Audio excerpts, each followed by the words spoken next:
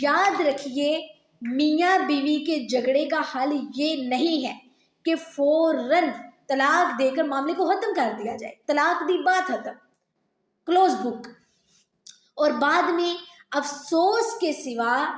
کچھ ہاتھ میں نہیں آتا۔ البتہ اگر باہمی تعلقات کی خرابی اس حد تک پہنچ جائے کہ میاں بیوی یہ سمجھتے ہو کہ اب ایک دوسرے کے شرعی حقوق ہم سے ادا نہیں ہوں گے، ہم دونوں ادا نہیں کر پائیں گے اور طلاق ہی اس کا آخری حل ہے، تو پھر شوہر اسلام کے بتائے ہوئے طریقے کے مطابق طلاق دے، جیسا کہ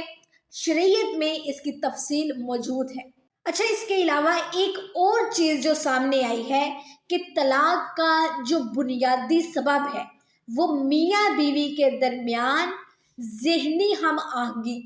کا فقدان ہے، ایک دوسرے پر اعتماد کی کمی، ایک دوسرے کے حقوق ادا کرنے میں کمی اور ایک دوسرے کے احترام کرنے میں کمی۔ اور جب ہم میاں بیوی جب ایک دوسرے کا احترام نہیں کریں گے، ایک دوسرے پر اعتماد نہیں کریں گے، تو ظاہر ہے یہ رشتہ زیادہ دیر آگے نہیں جا سکے گا، اور یہ آج کل طلاق کی بہت بڑی وجہ ایک دوسرے کا احترام نہ کرنا ہی نظر آ رہی ہے۔ نیکسٹ پوائنٹ ہے، میاں بیوی کے درمیان کوئی تیسرا شخص اس وقت لڑائی اور جدائی کرواتا ہے جب ان دونوں میں اختلاف ہوتا ہے۔ اگر دونوں میں اتفاق ہو، اختلافات نہ ہو، صلح ہو، محبت ہو، تو کوئی تیسرا شخص چاہ کر بھی ان کے اندر جدائی نہیں پیدا کروا سکتا۔